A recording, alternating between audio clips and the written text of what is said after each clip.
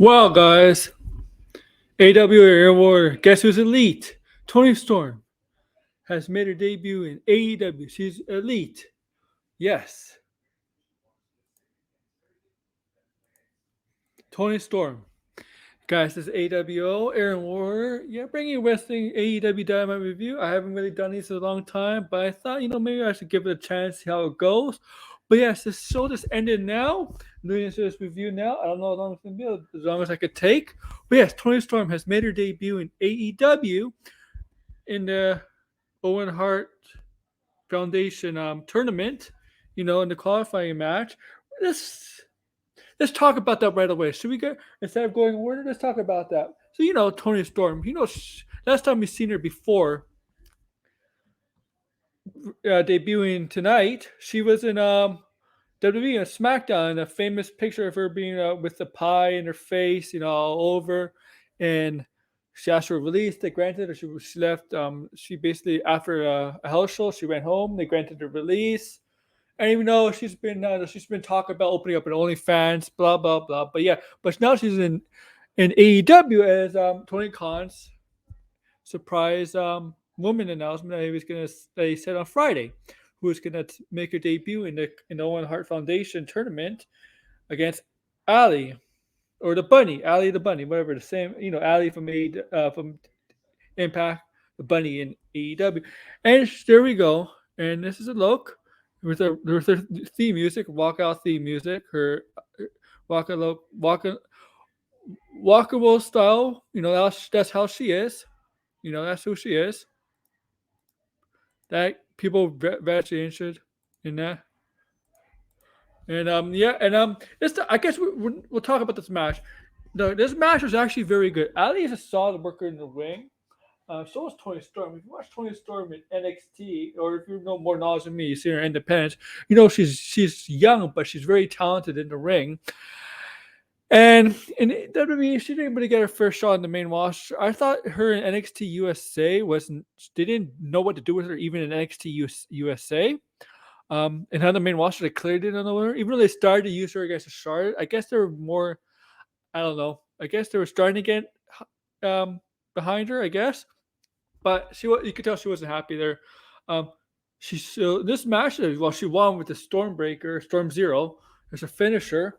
It was a very good match. She's advancing to the next round. The finals this term is taking place at the next pay per view, Double or Nothing, and she won this match. I won this match as obvious, but what I know is about she looked really really happy, rejuvenated. I could say happy, rejuvenated. Like she's belongs in a place. She's finally in a place that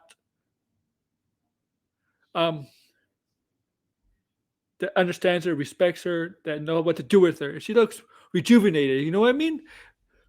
Because after the match, she told the crowd like, "Thank you, thank you." She looks happy. Happy. I know she's very young, but yeah, she just.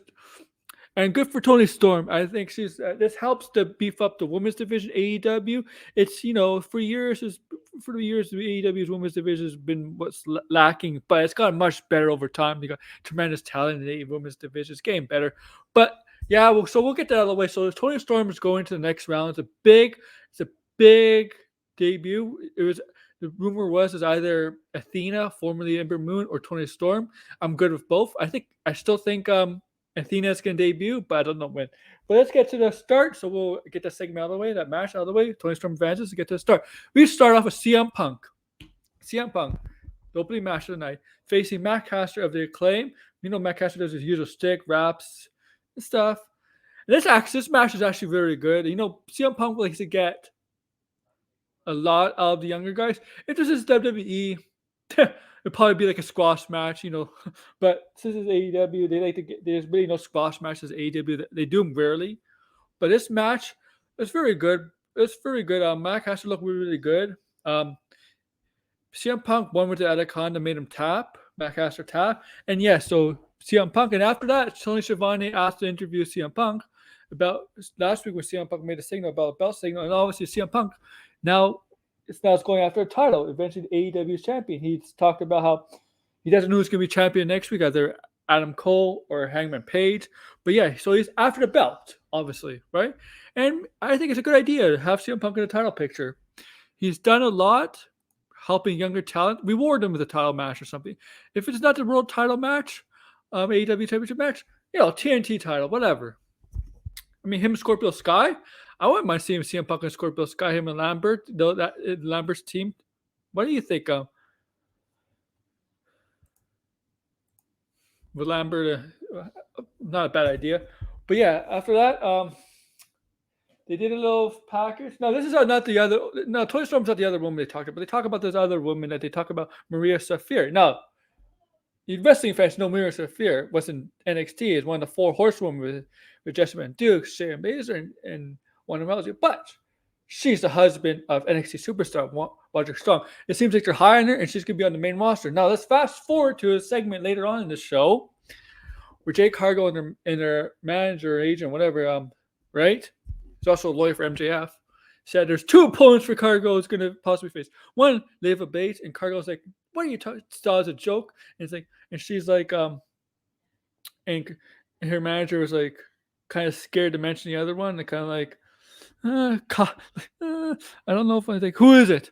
And it was he mentioned Mira Saphir, and he's like, she's no scratch, she's a black belt, she knows submission, she knows MMA. And Jake Cargill doesn't care. But yeah, so looks like Jake Cargill's next match for 30th, right? It's win or whatever. It's going to be against Mira Saphir. Yeah. Now, let's get to this match. Moxie versus Jay Lethal. Now, Jay Lethal has been going through some rough times, and if you watch Rampage and interview, you can clearly tell. So this match was actually very good. I mean, I thought it was one of the best matches. It's really good.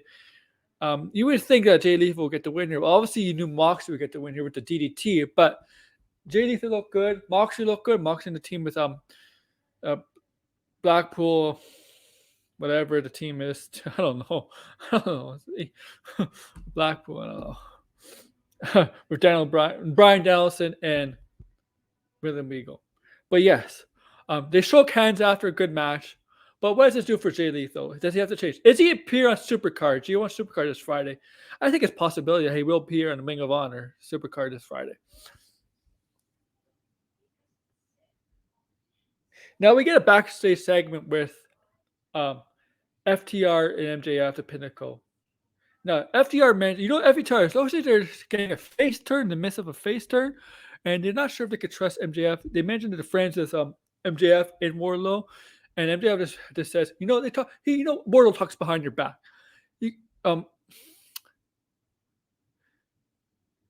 Cash Wheeler doesn't fully trust him, but I think Dash does. I don't know.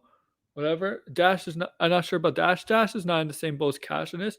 But so they have a tag team match against the Gun Club. As that match is going on, you see Wardlow coming through the crowd, taking out security backstage, and then not backstage, actually through arena halls, and then down the ramp, not the ramp, staircase, through the crowd, taking out security. And it got to a point because MJF was on commentary, and we got to a point where it's too much security. Was too much for Wardlow to handle. Yeah, that managed to stop. Obviously, they're gonna have Wardlow and MJF at some point, right? Maybe probably double or nothing. But this didn't bother FTR. FTR got to win. It didn't distract FTR. Like it made maybe a little distraction, but FTR did get to win. After the match, they celebrated. I mean, FTR wasn't so sure, but they still. MJF is a slime ball. He'll turn on them eventually, or they'll turn on him. They'll see through his BS, obviously. But that was a solid match.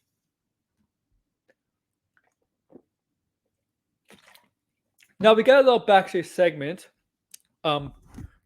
promoting AEW Rampage where Keith Lee is going to take on Will Hobbs. Two strong big men, built strong as hell, man.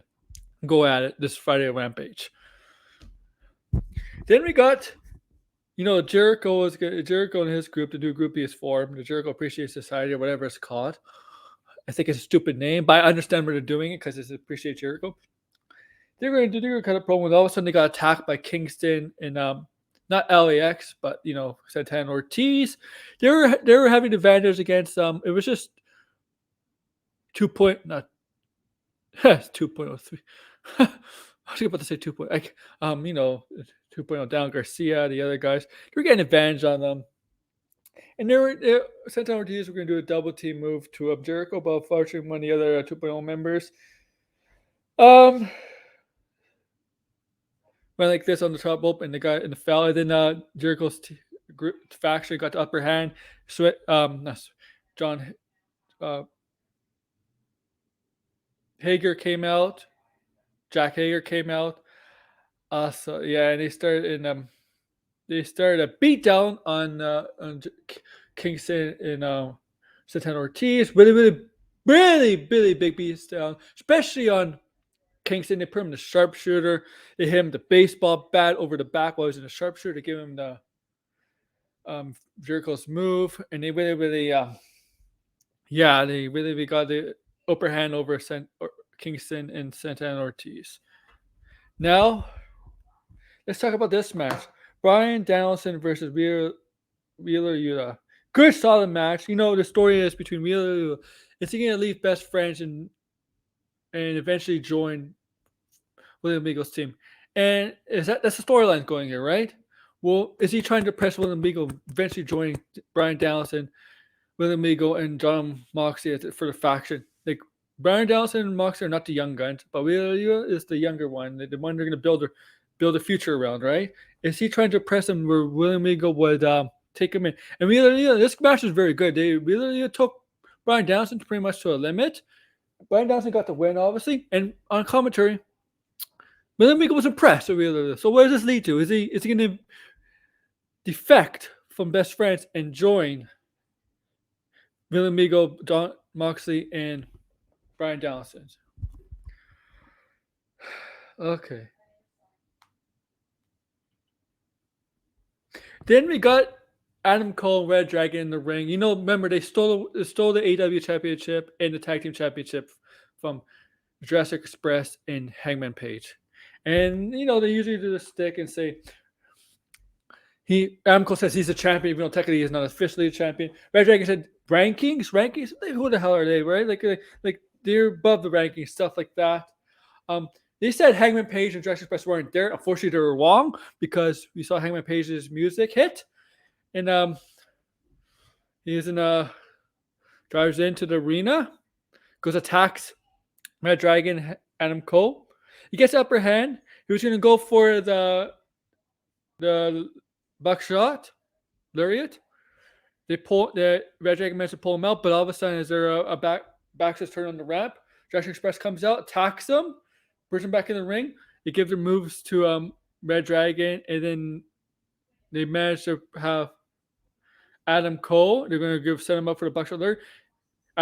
Page goes for it, but Adam Cole ducks.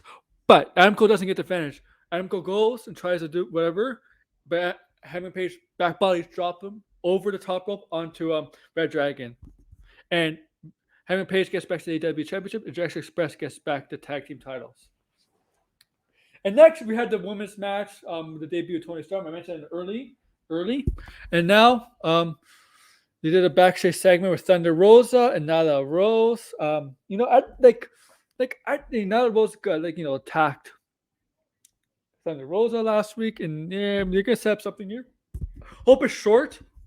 Something short between these two. I mean, I don't feel like now. I'd have nothing against Nyla Rose, but I'm done seeing Nyla Rose. I mean, this is something bigger opponent for Thunder Rosa to get after. I mean, I'm happy for Thunder Rosa. She deserved the title. A match, I know a lot. People have issues with them no selling that match, but I thought that match is fine. If guys, AEW, if you have issues with selling AEW, I understand, but it's AEW. Selling is like you don't sell in AEW.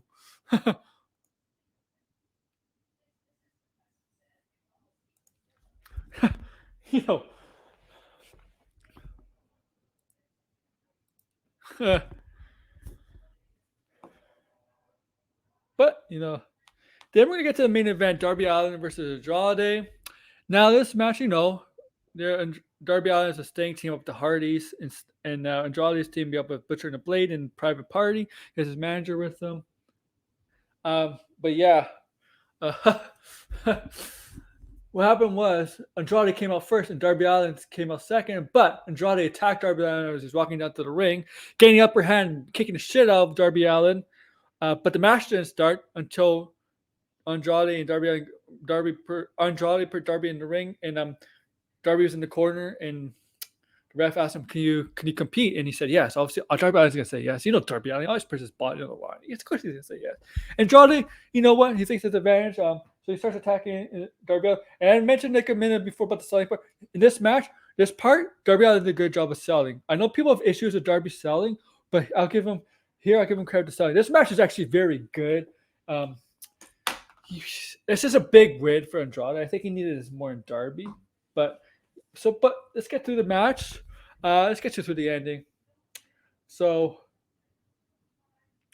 you think Darby's getting when Andrade's manager comes down. Sting comes down, takes out the manager. Things get all chaotic. Butcher and Blade come out. Darby Allin goes on the turnbuckle. There's a crossbody block the turnbuckle onto Butcher and the Blade. Outside. Darby gets in the ring, but Andrade gets him in his finishing move, the DDT, his version of the DDT. 1, 2, 3, Andrade gets the win, which I think is the right move, as I said. Sting comes to check on Darby. Obviously, but Butcher and the Blade and Andrade are in the ring. Butcher and Blade were subbing Andrade. They all attack Sting. Sting was trying to fight him off, obviously. NWO Sting would have took them all out, guarantee it. I mean, NWO Sting took out the whole NWO. And not NWO Sting, but the Sting.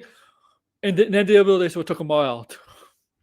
But yeah, so Sting was fighting him up, was getting beat up, but Private Party came out because he was fighting him up, but Private Party came out and it was too much. And then you got who was it? The Hardys music hit, and Hardys came out, Jeff and Matt, and they managed to get the upper hand, be able to take out Butcher and Blade, Andrade, take out the Private Party, and except they threw one member of the Private Party into the ring. Twist of Fate.